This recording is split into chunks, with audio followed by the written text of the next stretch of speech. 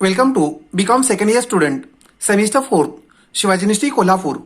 We are going to discuss the multiple choice question on a corporate accounting as per CBCS pattern. Intros from June 2019.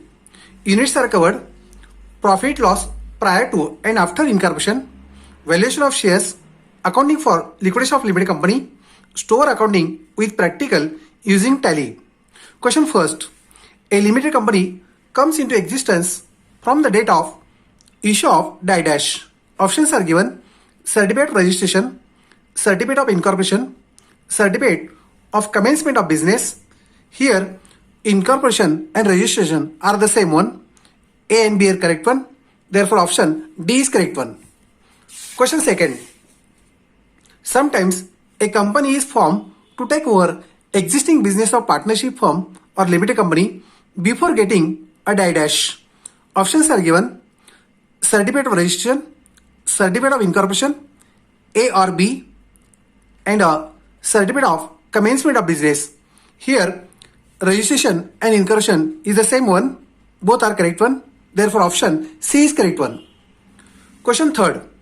The period from the date of purchase of business to the date of incorporation is called as a pre-incorporation period. Prior incorporation period, both are the same one. Therefore, option C is correct one. Question fourth. The period from the date of registration to the date of accounting year end is called as a post-incorporation period. Option A is correct one. Question fifth. The profit earned during the pre-incorporation period is called as a capital reserve. Option B is correct one. Question 6. The profit earned during the post-incorporation period is called as a, options are given: general reserve, capital reserve, secret reserve, and revenue reserve. Post-incorporation profit is called as a revenue reserve. Option D is correct one. Question 7. Die dash profit is not available for distribution of dividend.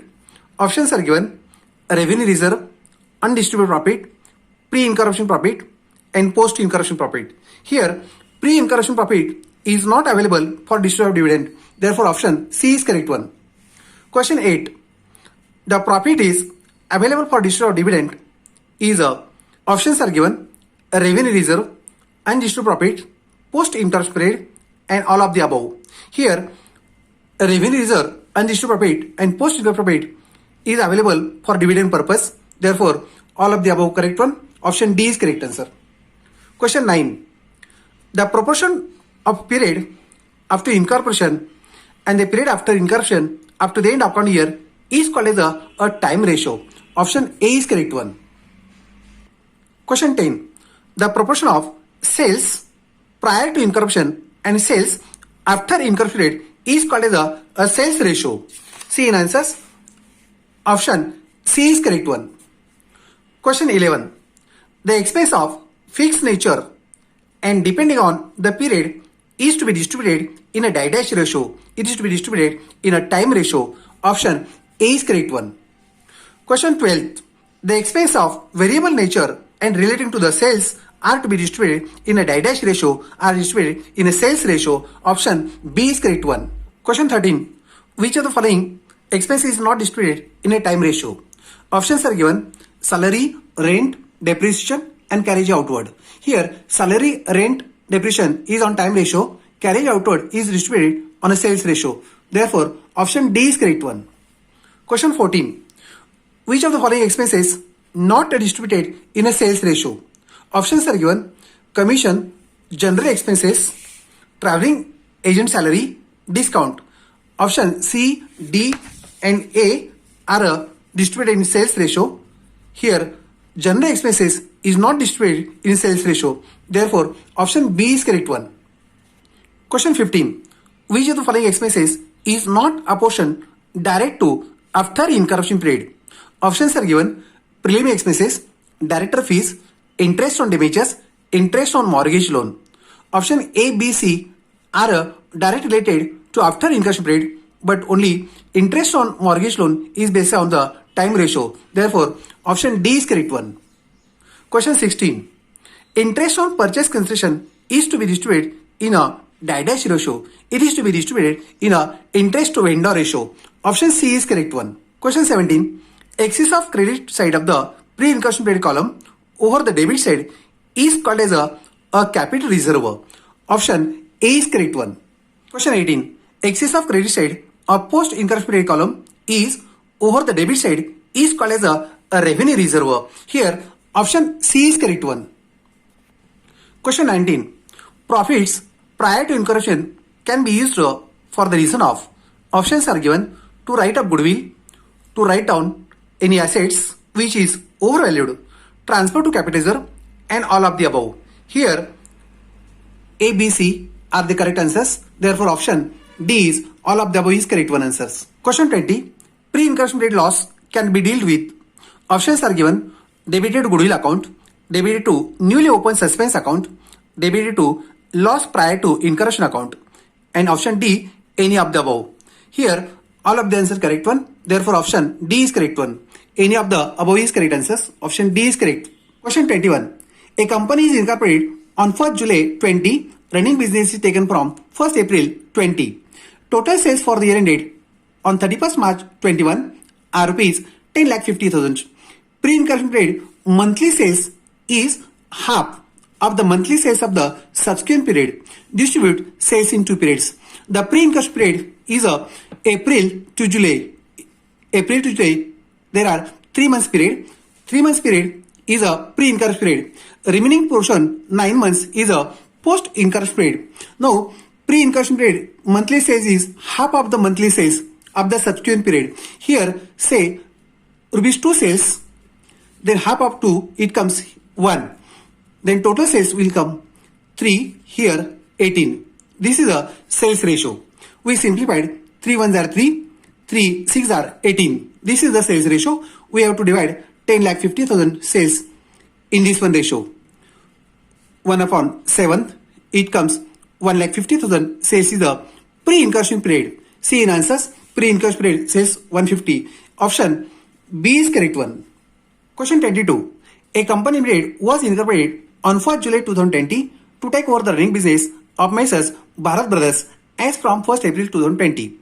The accounting year ends on 31st March 2021.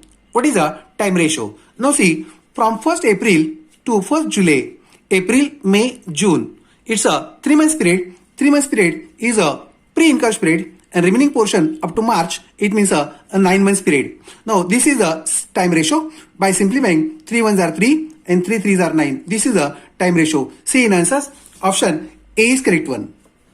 Question 23.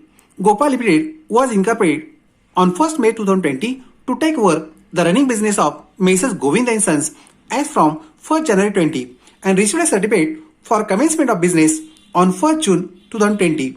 The accounting year ends on 31st December 20. What is the time ratio? Now, business is take from 1st January 2020 and incursion date is 1st May. From January to 1st May, it comes 4 months period and remaining portion is 8 months period. This is the time ratio. By simplifying, 4:1 and 4 2s are 8. This is the time ratio, 1:2. See in answers, option B is correct one. Question 24. A company limited was incorporated on 1st August 2020. Question 24. A company limited was incorporated on 1st August 2020 to take over the running business of Messrs. Vijay and Sons as from 1st April 2020.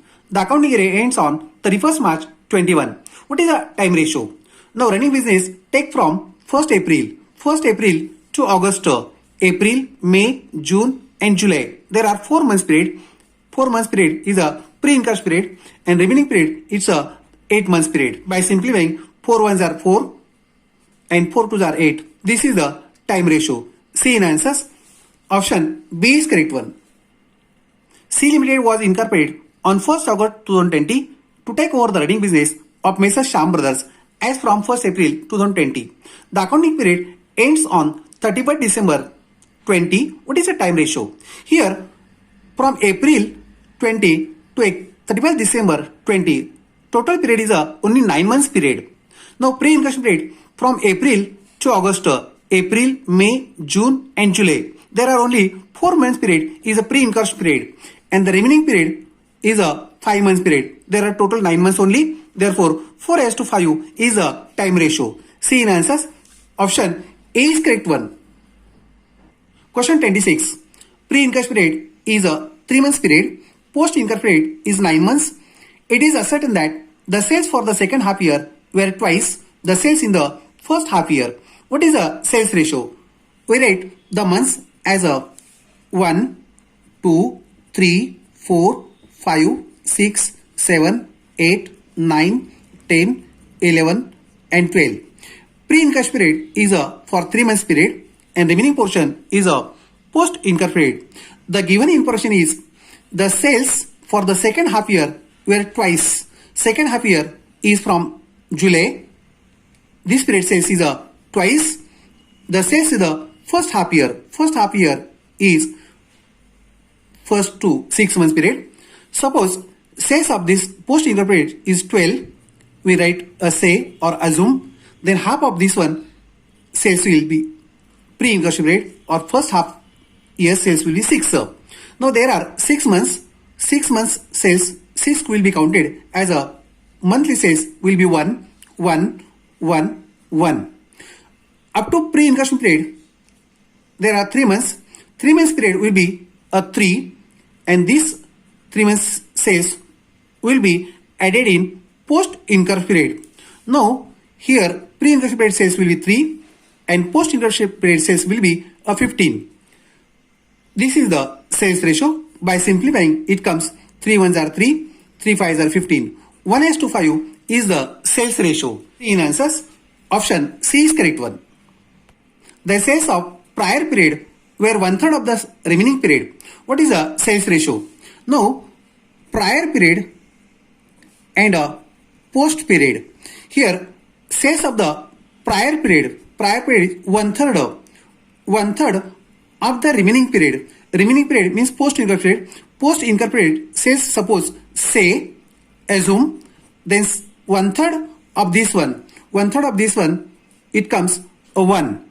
And post-income period sales is a 3. This is the sales ratio, 1:3.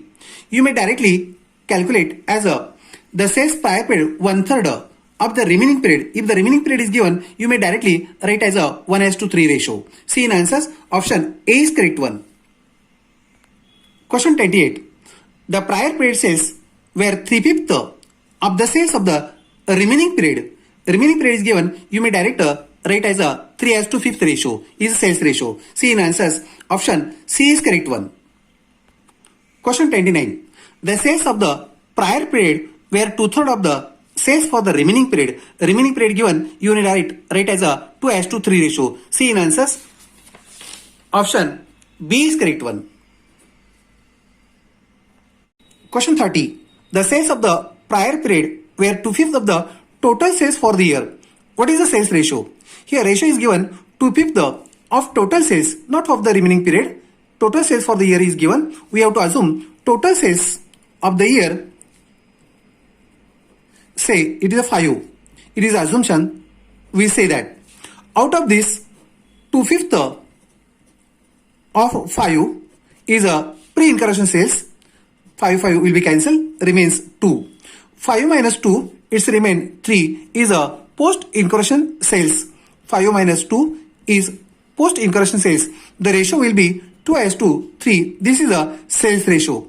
Alternately, we may directly find out here denominator is 5. 5 minus 2, it's remain 3 is post-incursion sales and 2 is a pre-incursion sales. Therefore, ratio will be 2:3. This is the sales ratio. See in option. Option B is correct one. Question 31. The sales of the prior period were 1/3 of the sales of the last 9 months. Last 9 months means a remaining period. What is the sales ratio? If the remaining period is given, then direct ratio will be 1:3 ratio. See in answers, option B is correct one. Question 32. The accounting period for the first time ends for 9 months. The first 4 months average monthly sales of pre-income period were 1/2 of the remaining period. What is the sales ratio? We have to find out the 9 months as a 1, 2, 3, 4, 5, 6, 7, 8 and 9. 9 months is a accounting period end. Pre-income period is for 4 months and average monthly sales is one half of the remaining period. Average monthly sales, one half of the post-interest period. Suppose average monthly sales, say 2 here it is, then here it will be 1 half of the post-interest period.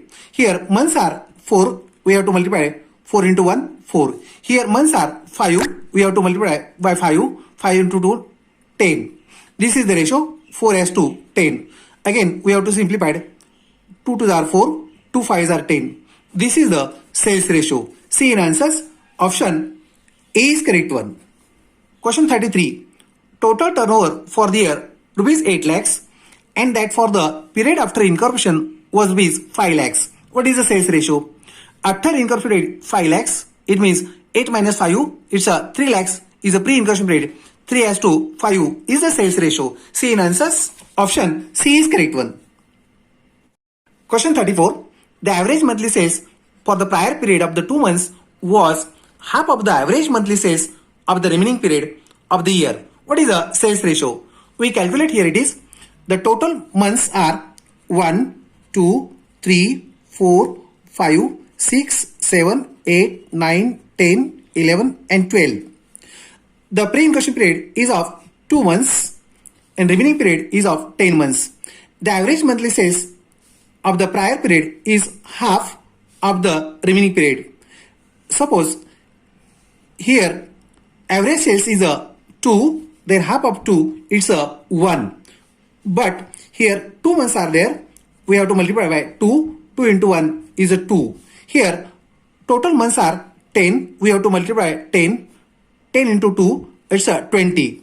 This is the post incorporation sales and prior incorporation sales is a 2. 2 as to 20. By simplifying we have 1 as to 10. This is the sales ratio.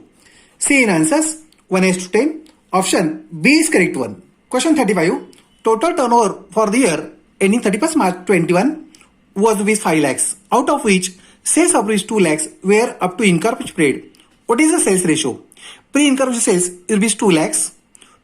5 minus 2, it's a 3 lakhs is a post-incorporation period. Therefore, pre-incorporation period says 2 lakhs and post-incorporation period is a 3 lakhs. 2 as to 3 is the sales ratio. See in answers, 2 as to 3. Option A is correct one. Question 36. Sanjay Limited was registered on 1st July 2020 to take over the running business of Messrs. B Brothers as from 1st April 20. Total turnover of the year was 2,40,000, out of which 40,000 related to the period 1st April to 1st August. What is the sales ratio? Here we have to consider the months from 1st April. April means 4th, 5th, 6th, 7th, 8th, 9th, 10th, 11th, 12. 12 means December, January, February and March 1. These are the 12 months period. Incorporation period is a July, 1st July. 1st July means up to this one. Pre-incorporation period is of 3 months period. And remaining period is of a 9 months period. Total sales is 2,40,000, out of which 40,000 related to period from 1st April to 1st August. Here 1st April to 1st August means up to this one. Sales is given rupees 40,000 and remaining sales from this one rupees 2 lakhs. Now here 4 months sales will be 40,000 means monthly sales will be 10,000. 3 months sales will be 10 into 3, it's a 30,000 is a pre-incorporation period sales, and 1 month sales rupees 10,000 will be added in a post-incorporation period. Post-incorporation sales will be 2,10,000. This is the sales ratio 3 as to 21. We simplify 3 ones are 1, 3 sevens are 21, 1 as to 7 is the sales ratio. See in answers, option A is correct one. Question 37. Ultra Modern Company Limited was formed on 1st August 2020 to take over the running business of Messrs. Modern Sons as from 1st April 20 and received a certificate of commencement of business on 1st September 2020. Total sales for the year rupees 6 lakhs, out of which sales up to 1st August rupees 2,50,000 and up to 1st September rupees 3 lakhs. What is the sales ratio? Here sales up to 1st August is a pre-incorporation period sales rupees 2,50,000. This is the pre-incorporation paid sales. 6 lakhs minus 250, it is a 3,50,000 is a post-incorporation paid sales. Ratio will be 25 as to 35. By simplifying 5 5 25, 5 7 are 35. This is the sales ratio 5 as to 7. See in answers. Option B is correct one. Question 38. A company made was registered on 1st July 2020 to take over the running business of Messrs Sunil Brothers as from 1st April 2020. The accounting year ends on 31st March 2021. The interest to vendor paid up to the period 30th September 2020. What is the interest to vendor ratio? Here we have to consider the months from April. April means 4th, 5th, 6th, 7th, 8th and 9. 9 is the September one. Interest is paid up to the September. Therefore, up to 9th one. Registration date is 1st July. 1st July is in this one, middle of this one. Pre-incorporation period is 3 months and post-incorporation period is 3 months. This is the ratio 3 as to 3. It means 1 as to 1. This is the interest to vendor ratio. See in answers. Option B is correct one. Question 39. Establishment expenses is to be distributed in the ratio of dash. Establishment expenses is the administrative expenses which is distributed in a time ratio. See in answers. Option C is correct one. Question 40. Gross profit is to be distributed in the dash ratio. It is to be distributed in a sales ratio. Option B is correct one. Question 41. Mehta leased the premises to the company from the date of incorporation at the rent of rupees 6,000 per annum. The post-incorporation period is for 9 months. What is the amount of rent to be charged for the post-incorporation period? Here, rent rupees 6,000 per annum. It means a monthly rent will be rupees 500 per month. Now, post-incorporation period is 9 months. 9 into 500. It's a post-incorporation period rent. 9 5s are 4,500 is a post-incorporation period rent. See in answers. Option A is correct one. Question 42. The company fixes the value of its shares is called as a face value. Here option D is correct one. Question 43. Which of the following method is not method of valuation of shares? Options are given: intrinsic value, yield value, fair value and original cost method. First three methods are valuation of shares method. Only original cost method is not a method of valuation of shares. Therefore, option D is correct one. Question 44. Net asset method is also called as a intrinsic value method. Here option A is correct one. Question 45. Yield value method is also called as a market value method. Here option C is correct one. Question 46. Intrinsic value per equity share is equal to net assets divided by dash. It is divided by total number of equity shares. Option B is correct one. Question 47. Net assets is equal to a realized value of assets minus a dash minus all third party liability including preference shares. Option A is correct one. Question 48. Which of the following is not included in third party liability? To find out the net assets, here liability on partly paid shares is not included in a net assets. Option B is correct one. Question 49. If the preference shares have no priority for a repayment of capital, the value of net assets is to be apportioned between preference shares and equity shares in the ratio of it's a paid up capital. Option A is correct one. Question 50. Goodwill to be valued at 2.5 years purchase of the average profit of last 5 years. The profits of the last 5 years rupees 70,000, 90,000, 75,000, 85,000, 80,000. What is the amount of goodwill?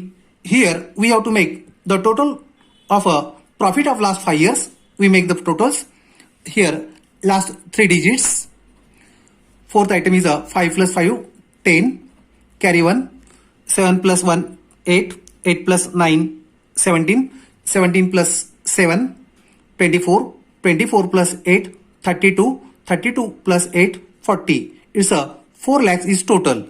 Now number of years is 5. We have to divide 5. It comes 80,000. This is the average profit. And Goodwill is valued at 2.5 years. We have to multiply by 2.5. It comes 2 lakhs is the value of goodwill. See in answers. Option D is correct one. Question 51. Intrinsic value per equity share rupees 20. Net assets rupees 6 lakhs. What are the total number of equity shares? We know that intrinsic value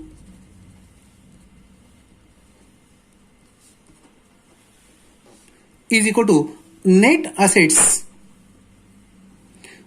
divided by total number of equity shares.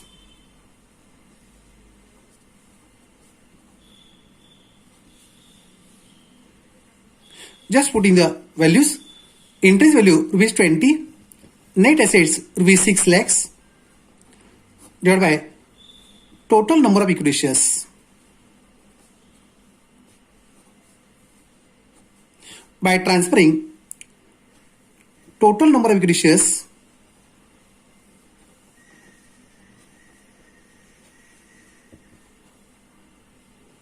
equal to 6 lakhs upon 20, it comes 30,000.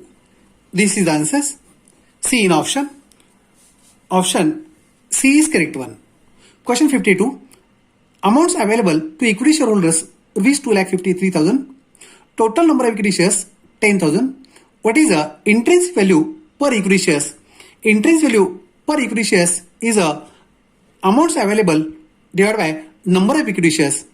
Just we have to divide 253 divided by 10,000. Here number of zeros are 4. We have to consider 4 zeros. 1, 2, 3, 4. It means the answer will be 25.30 is the answer. See in answers 25.30. Option B is correct one. Question 53. Intrinsic value per equity share rupees 158. Amounts available to equity shareholders rupees 15,80,000. What are the total number of equity shares? Just we have to divide 15,80,000 divided by 158. An answer comes at 10,000. 10,000 are the number of equity shares. See in answers. Option A is correct one. Question 54. Intrinsic value per equity shares rupees 31. Total number of equity shares 20,000.